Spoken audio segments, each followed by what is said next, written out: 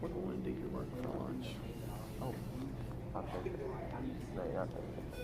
If you would need it, I am back.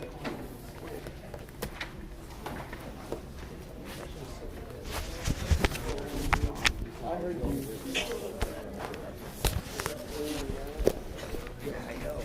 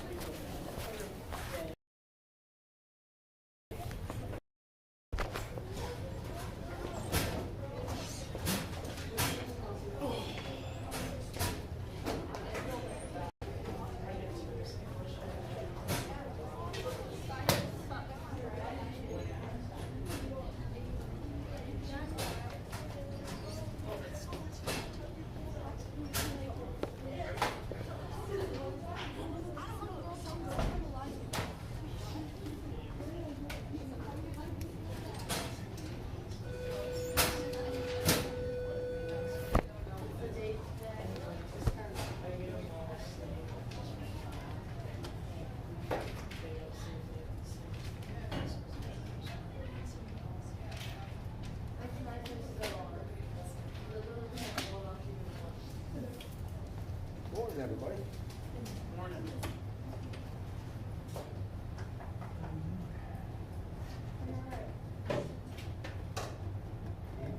Pretty all right.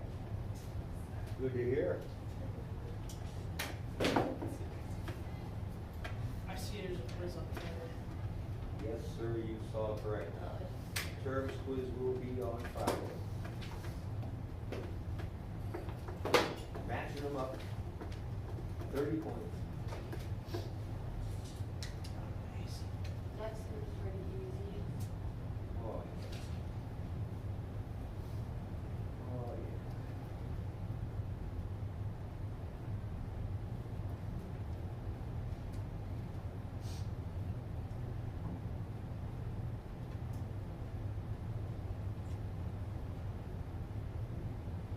All right, so I don't remember who was here Friday and who wasn't.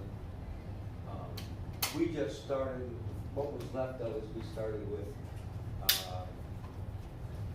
the notes on revolutions in Russia. All right, as you can see up there, I can't remember either. It was a rough week, but if I had those loaded up on Google Classroom or not, I loaded them up, reloaded them today, so they're up there today. All right, so you guys that were out, you could either A, borrow somebody's first 3 frames, which we're going to review here, but quickly, or you could go on Google Classroom and get the first three slides, okay, and get those notes caught up. But I am going to review what we talked about on Friday here, right now. So everybody wants to get their notes out. Roberto.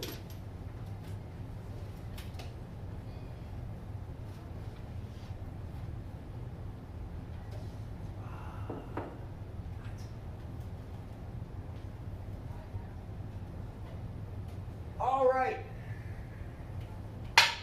The Russian revolutions. So what we started with on Friday, first of all, we talked a little bit about good old Tsar Nicholas II, that you guys have met before. All right.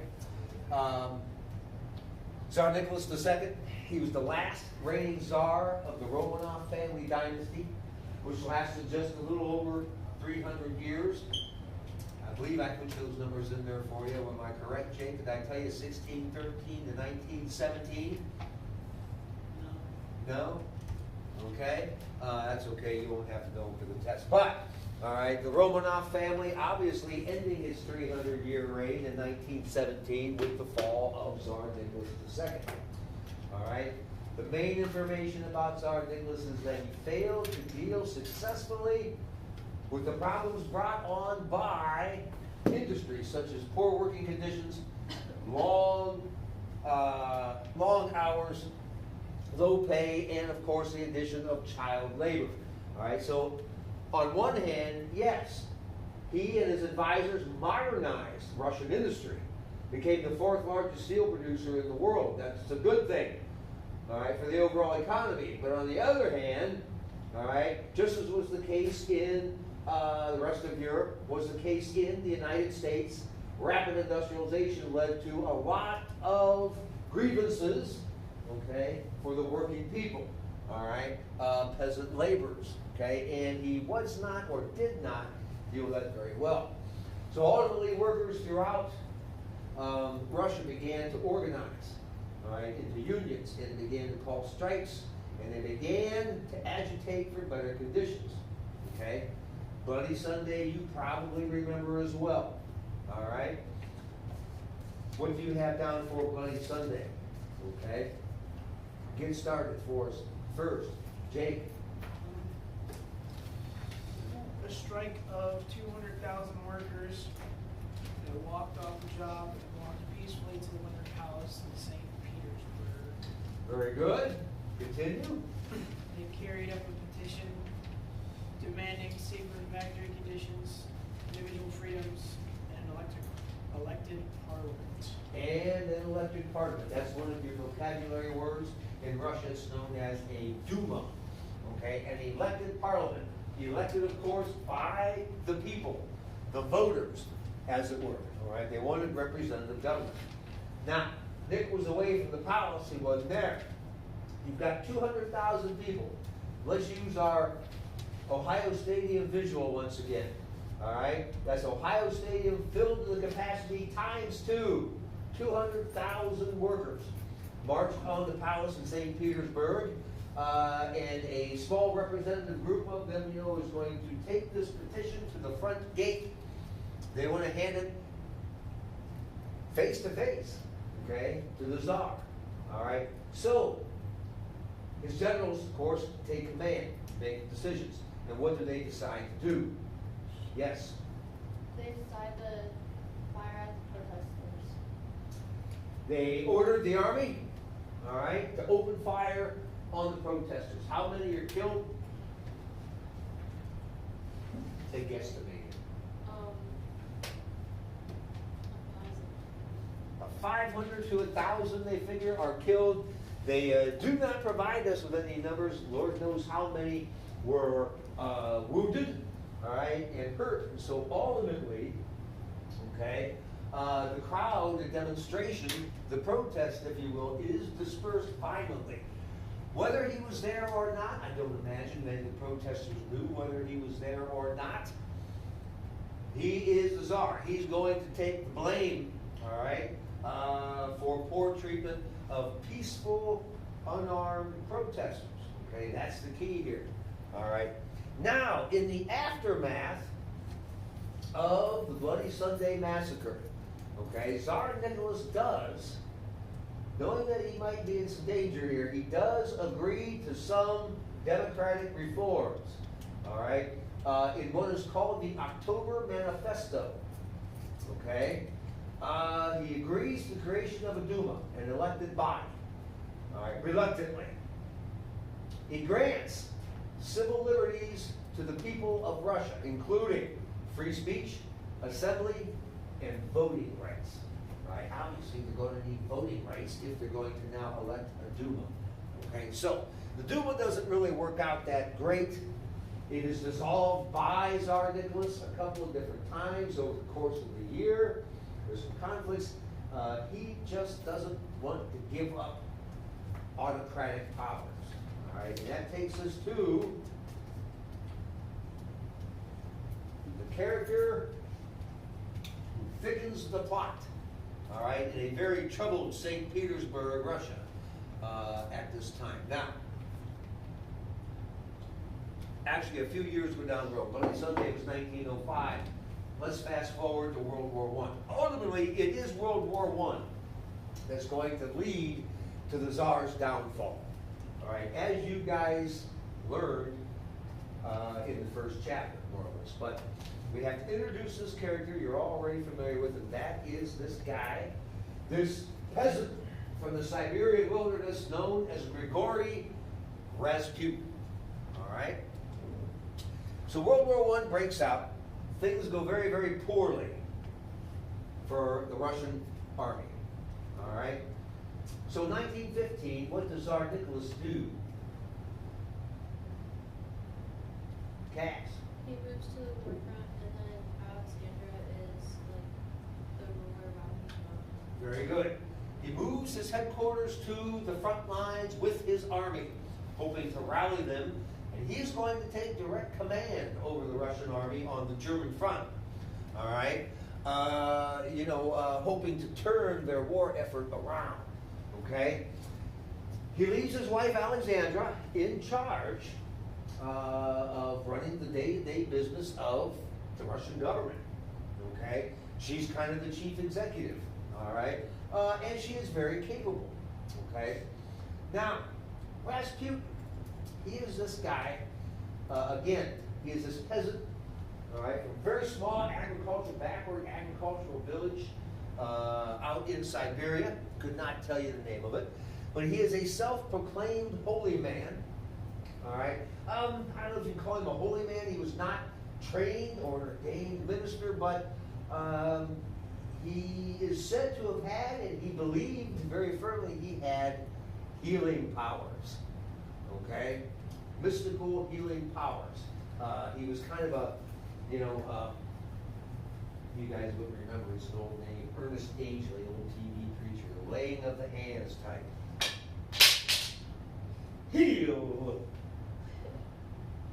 Heal! Okay, I have to ask my parents about Ernest Angley, but at any rate, he didn't do that stuff, but he did do sort of a laying of the hands. He didn't have like any powerful potions or solutions or anything like that. Simple enough, though. He wins the Tsarina's full faith and support because her terribly ailing son Alexei, who suffers from the, what's it called? Hemophilia, is in a bad way. He gets word out of the palace that I can help the boy. All right? She's a mom. All right? They've had teams and teams of doctors and specialists and whatnot. Right? No one has been able to bring the boy any relief. All right? This is a fact. There were first-hand eyewitnesses, as this is recorded in history, so this was witnessed. But Rasputin is invited in by the Tsarina, and he comes in, he has a session with the boy, and the boy gets better. All right? Pain subsides. He gets on his feet, he feels well. And the Tsarina's like, holy crap. All right?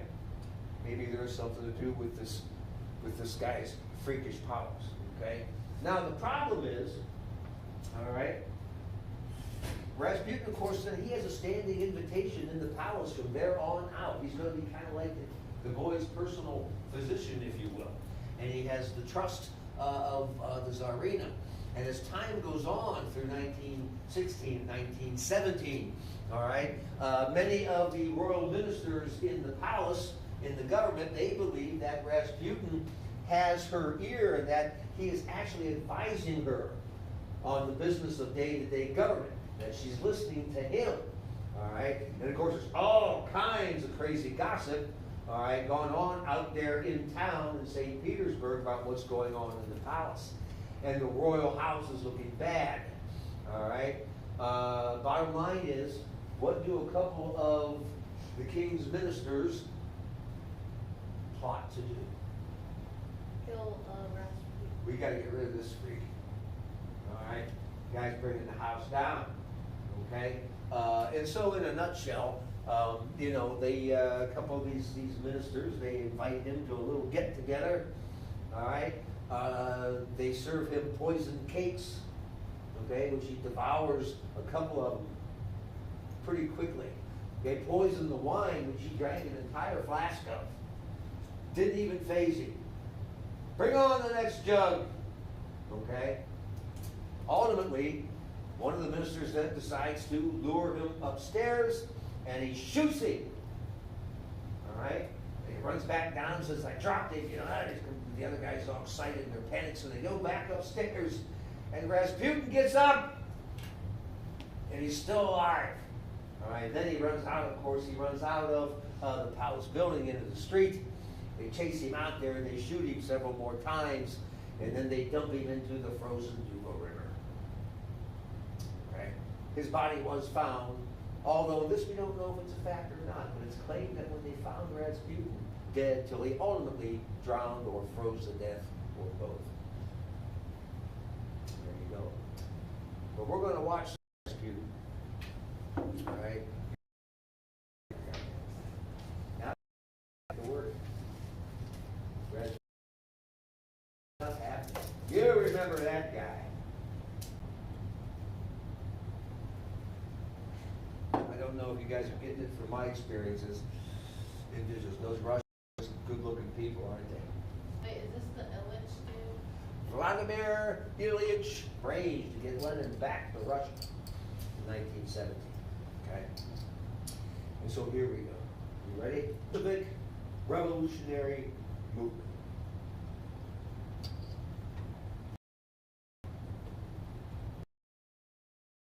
He was the leader of the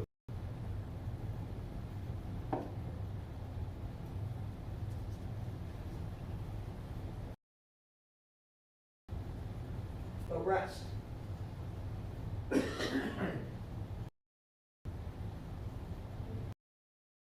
He fled Russia after being exiled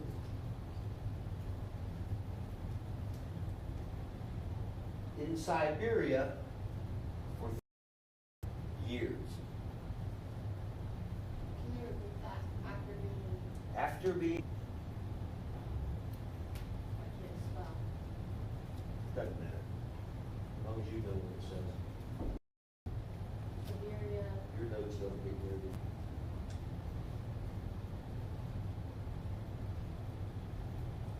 What is exile? Means he was banned, all right, from Russia, all right, kicked out. Don't Petersburg. He heads to, I believe we learned in the last chapter, he was in,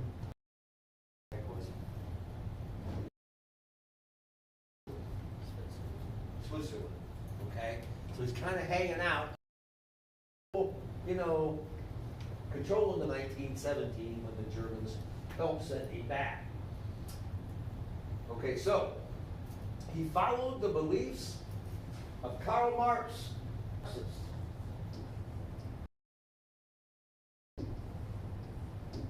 Marxist, and the Communist Manifesto. Okay. And again, try to explain it, try to keep it simple, but basically Marxism is that the people, the working masses, has to be controlled and directed from the government, the communist government in power at the top. Okay, so they direct to make sure that they're equally. And it all sounds very, very good on paper. Okay, Russians will be the first to put that into practice in the 20th century. Relatively equal. They were all relatively equally poor. Okay, as it turned out. Turns out, though, those in the government lived very elite lives, right, as well. But that's the story from the road in the course. Now, right.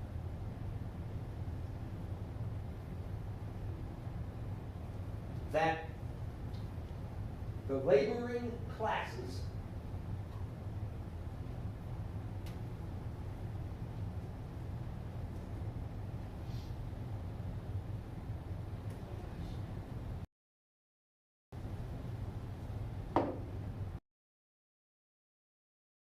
overthrow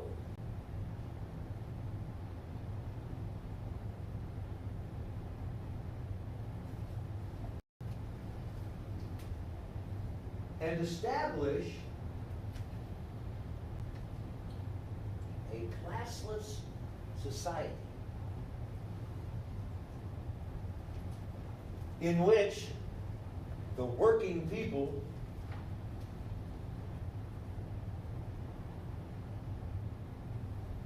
would rule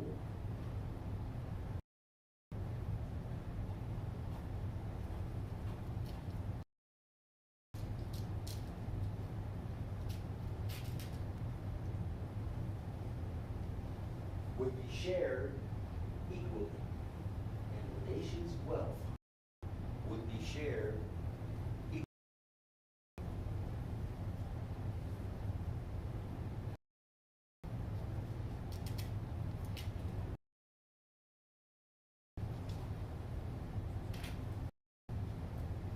All right.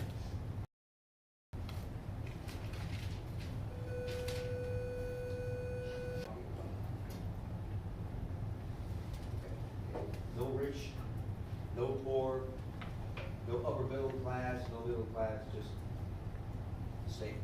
Technically, the working masses would rule, all right, through their will interpreted through the government. And the first one is the March Revolution. All right, now I put that there. The note in parentheses, and I don't want you to be confused. I'm not going to trip you up on a test or anything like that. Existing in the old, see how do they cut it? There was a Julian, an outdated calendar. So the rest of the world, well, most of the rest of the world, it was March 1917. In Russia, it was February 23rd. And I just put that up there because several years it may come up as the February Revolution. So I don't know, in your mind, just put it as the February 23rd, 1917 in Russia. It is, we're going to get this down first, International, check out some abbreviation technique here, Women's Day.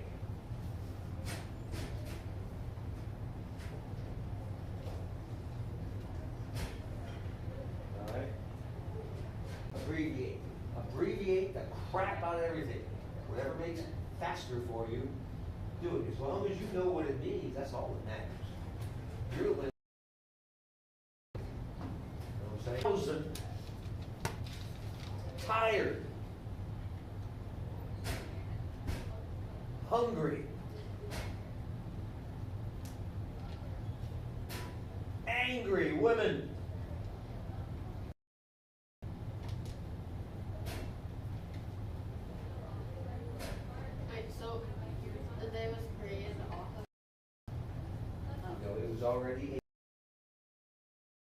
It was already a day. I guess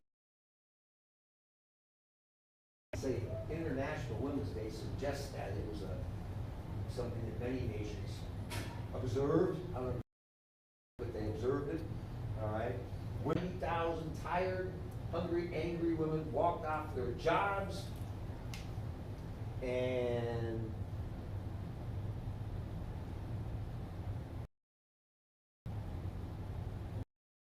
of Petrograd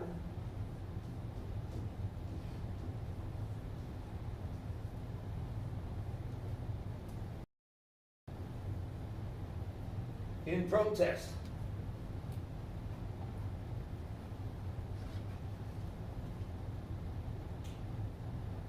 Okay, so you guys remember now, 1970, by 1970, this is from last chapter, what were there huge shortages of? especially in the urban areas of Russia. World War I, yeah. Well, food, all right. Military supplies always seem to be scarce for the army. And what else? Milk. It's Russia. By God, what do you gotta have in Russia to stay warm? Because it's freaking Russia. Fuel. Massive shortages in food and fuel. All right, now remember, they've got several million men off fighting and dying by the millions, by the way. Okay? So who's going to pick up the slack? The women. All right, in the factories, all right, in the fields, in the home, and now they got to work, and of course they got the kids, and you got all kinds of stuff going on, and they're miserable. They work long hours in miserable conditions to barely feed their families. They work long hours in miserable conditions to barely feed their families.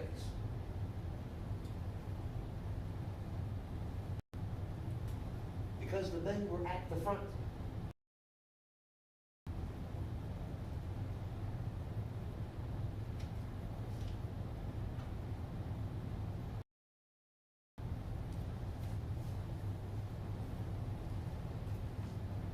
And they're chanting,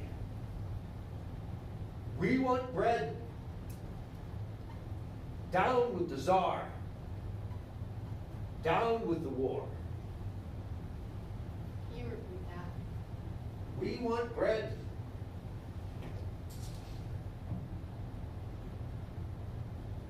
Down with the Tsar.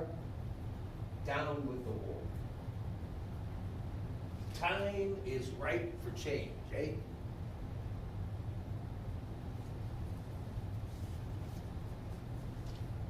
Notice something about almost every one of these gals back at the Their time. hair's covered. Yeah, they got my mom was Slovak. They called her babushka. The old Slovak women with the little babushkas. It's I don't know if it's a fashion or what. It wasn't mandatory. But At Maslin, we had the substitute in elementary, and she always wore a headscarf. oh, really? Yeah, and she had like an accent. I don't think she was Muslim. She was something else. Oh, yeah. Like, I don't think that she was just Muslim, because she didn't talk about like. So it anything wasn't like a burqa covers the whole head. Kind of like a babushka is just kind of like it's kind of like a wrap, but not a wrap. It's kind of like a scarf. Yeah. It's she had wrapped a under, they scarf. tie it under the chin. Yeah. I don't know. Anyway, by February 25th, more than 200,000 men and women joined the protest. How many? Yeah, listen. 200,000 men and women joined the protest. They completely shut down Petrograd. This is the capital city, by the way, right? And again, and not to be confusing. Easy to remember. When I say St. Petersburg, sometimes I've said St. Petersburg, now we're saying Petrograd, same thing, okay? Whereas Western European, they call it St. Petersburg, all right, Catholic town, Russians would call it Petrograd, okay? Same thing. Soldiers defied their officers' orders to open fire, and they joined the protesters. Can you repeat that again? Soldiers defied their officers' orders to open fire.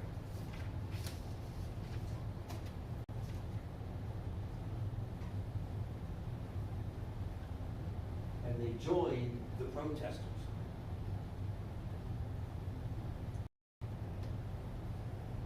Okay? If you've lost control of the military, your government has no backbone.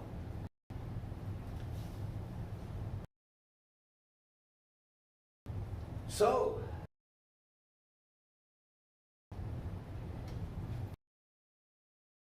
the next topic. What? Temporary government. Okay? These are the more moderate types. These will come to be known as the White Russians. All right? And the leader of the provisional government will be this guy, Alexander Kerensky. Okay? Terrible, terrible people. Better watch it. I'm gonna have a Russian kid here one of these days and we'll get in big trouble. Now, March 2nd, 1917. March 2nd, 1917. Nicholas II steps down. Nicholas II steps down from the throne.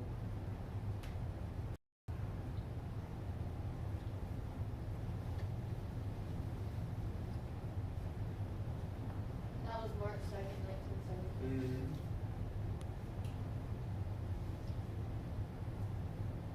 Giving power to the revolutionaries.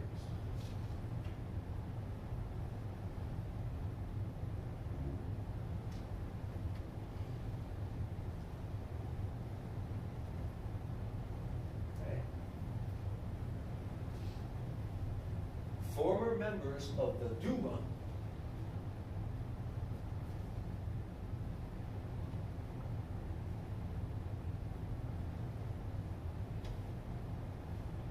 formed a temporary government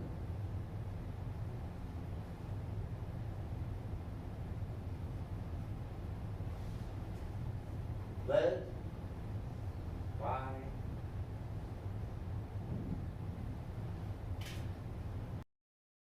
Kerensky.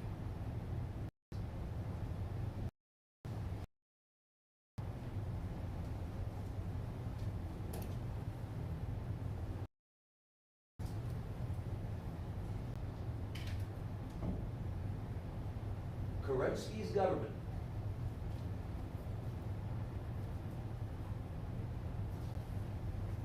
to political prisoners, Wait, what did Brand what? pardons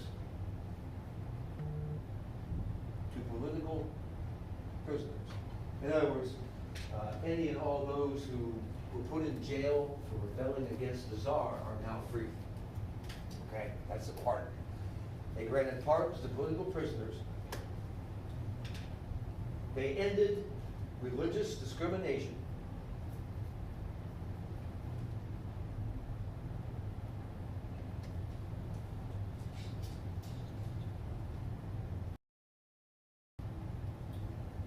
Granted more personal freedoms to the people.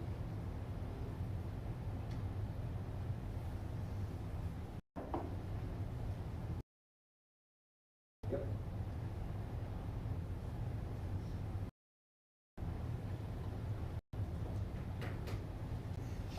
And over time, who exactly knows what they might have gotten done. But they did not end the war, pull Russia out.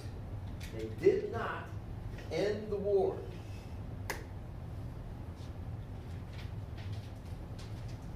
Provide land reform.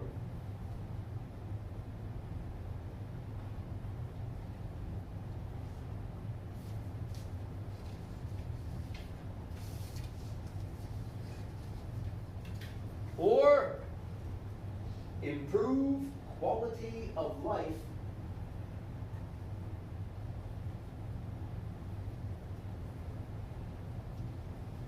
for the peasants and workers.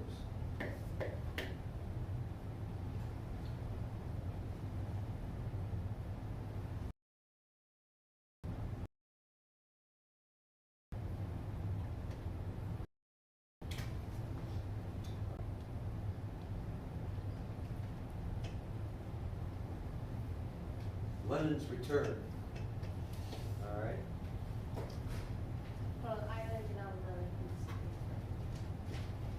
this one's a marathon, make no mistake.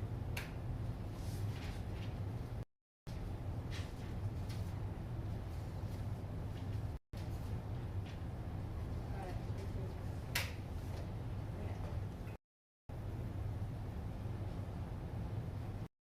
You guys remember, you don't have to write this down. Lenin returns to, all right, that Lenin, of course, is going to use that scratch, that money, all right, to fund a Bolshevik revolution. Essentially, the provisional government is looking to transform Russia into a democracy. Okay? The communists want communists. Here's what you need. For a new revolution.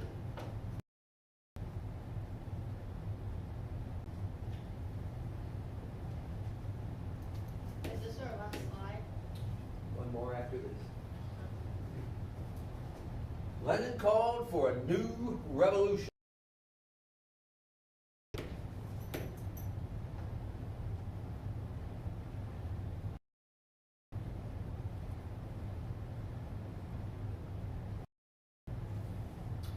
Mainly because for not ending the war,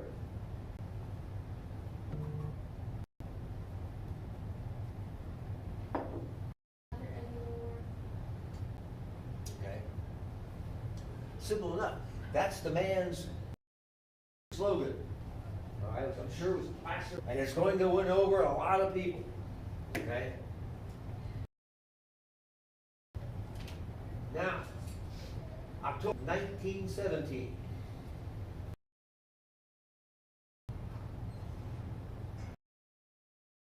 That's the Russian calendar. Took control over major offices.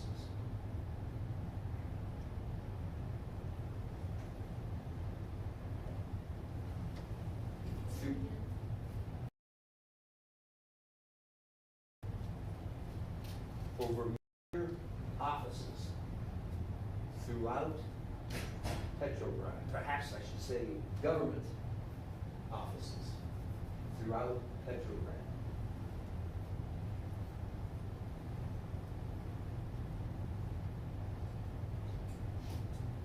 Okay?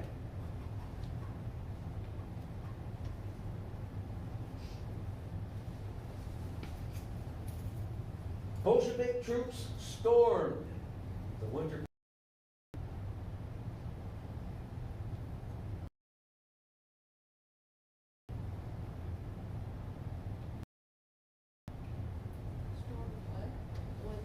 They stormed the Winter Palace.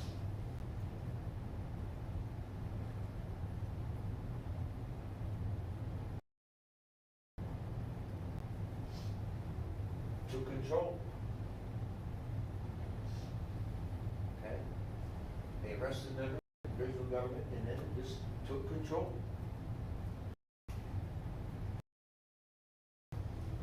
At least this day, the communists were in total control of Russia. Okay? And that was that. All right? The October/November Revolution is when the Bolsheviks, the Reds, the commies took control over Russia. Okay? Now, not stay bloodless. Although that day was all right. The moderates or social democratic Russians, I told you oftentimes we'll call them the white Russians. They will regroup and they will rearm. And Russia will break into a civil war. That will last. Okay? Before the communists finally take absolute total control over the whole country. Okay? And this is it. This is the last one, guys, I promise. All right? Opponents of the Bolshevik, opponents of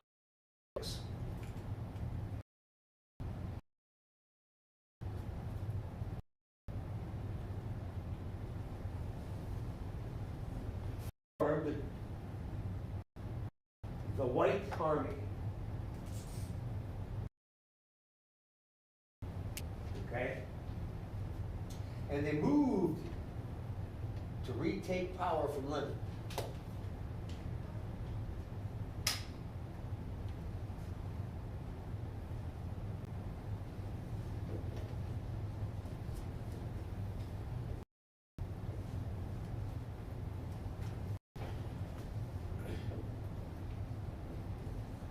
Red Army.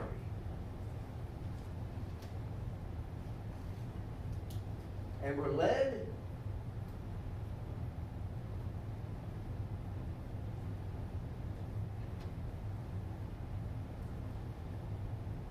by this gentleman here, Leon Trotsky.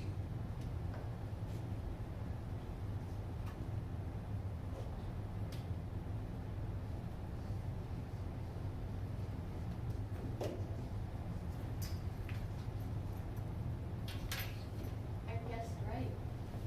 There you go, Leon Trotsky. Okay? Now, do you remember how many billions of casualties the Russians had suffered in 3 years of World War? Somewhere in the neighborhoods of 4. The conflict raged for 3 years, this civil war. The conflict raged for 3 years and claimed the lives of 15 million Russians. Raged for 3 years and claimed the lives, okay, Raged for 3 years and took the life of 15 million Ruskies, holy crapalula. What? Of what? Took the lives of 15 million, Jesus, Mary, and Joseph. For the love of God, bless. Yeah, that went like that. There's like 15 more words I give you. I'd give you tomorrow. You can always pick them up off classroom. You just can't wait. Well, I'm on the edge of my seat.